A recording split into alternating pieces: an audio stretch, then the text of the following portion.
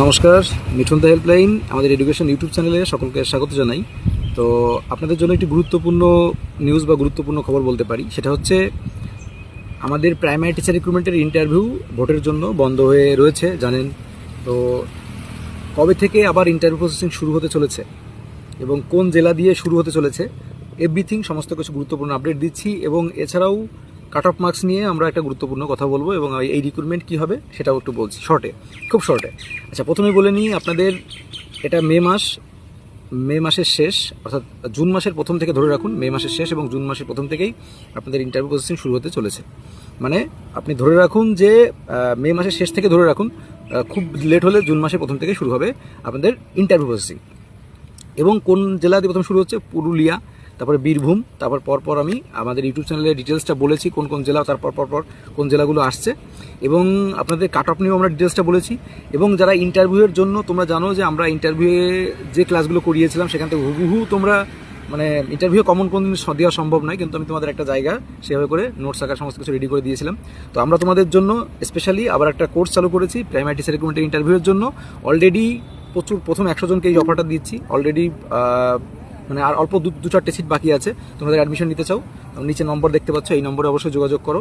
এবং আমাদের ক্লাস খুব দ্রুত শুরু হবে, সব অলরেডি অ্যাডমিশন নিয়ে নিয়েছে প্রচুর শিক্ষার্থীরা, সেটা একটা বিষয়। আর দ্বিতীয় বিষয় হচ্ছিল, তোমরা যারা এই কাট অফের কথা বলছিলে, তো আমাদের কাট অফের ভিডিও অলরেডি করে দিয়েছি আমরা, প্রায় 11 থেকে 12,000 শিক্ষার্থীদের উপর অ্যানালাইসিস করে এবং তাদের কাট অফ মিলিয়ে। তোমরাই বলেছিলে যে কে কত পেয়েছিলে, তো সেই কাট অফের ভিডিও আমরা ডিটেলসটা বলেছি।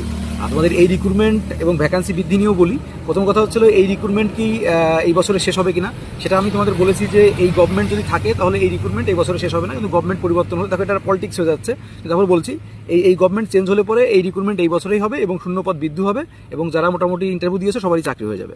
আর যদি সরকার থাকে তাহলে এই সরকারও থাকলে পরে যে শূন্যপদ দিয়ে সেই শূন্যপদে হবে, কিন্তু এটা কন্টিনিউয়াসলি চলে আসবে, কন্টিনিউয়াসলি চলতে থাকবে। তো এই হচ্ছে মূল বিষয়। আর তোমাদের কাট অফ নিয়ে আমি ডিটেলসটা বলেছি, এভরিথিং সমস্ত কিছু। আর তোমাদের আবারও বলছি, তোমরা যারা বারবার বলছিলে দাদা যে জেনারেলদের কেউ বলছে 35 যাবে, 36 যাবে না, 35-36 মোটেও যাবে না। যদি আবারও বলছি সরকার চেঞ্জ হয় তাহলে মিনিমাম, এই যে তোমরা দেখো বিহারে 46,000, ঝাড়খণ্ডে 40,000, হ্যাঁ সমস্ত জায়গায় কিন্তু 40,000, 42,000, 50,000-এর উপরে নিয়োগ হচ্ছে। সেখানে আমাদের এখানে মাত্র ললিপপের 13,000। তো এই সরকার চেঞ্জ হওয়ার সঙ্গে সঙ্গেই কিন্তু আমাদের এখানে মিনিমাম এই প্রাইমারি টিচার রিক্রুটমেন্ট যেটা চলছে সেখানে 13,000 থেকে কিন্তু 40,000-45,000 কিন্তু ভ্যাকান্সি আমরা পাবো, এবং এই রিক্রুটমেন্টের সঙ্গে সেটা অ্যাড হবে এবং সম্পূর্ণ নিয়োগ কিন্তু এই বছরই শেষ হবে যদি চেঞ্জ হয়। চেঞ্জ না হলে পরে এটাই চলতে থাকবে। তো যাই হোক, আমি ওসব কিছু বলছি না, তোমরা যাকে মন চায় তাকে ভোট দাও, তাতে আমার কিছু যায় আসে না।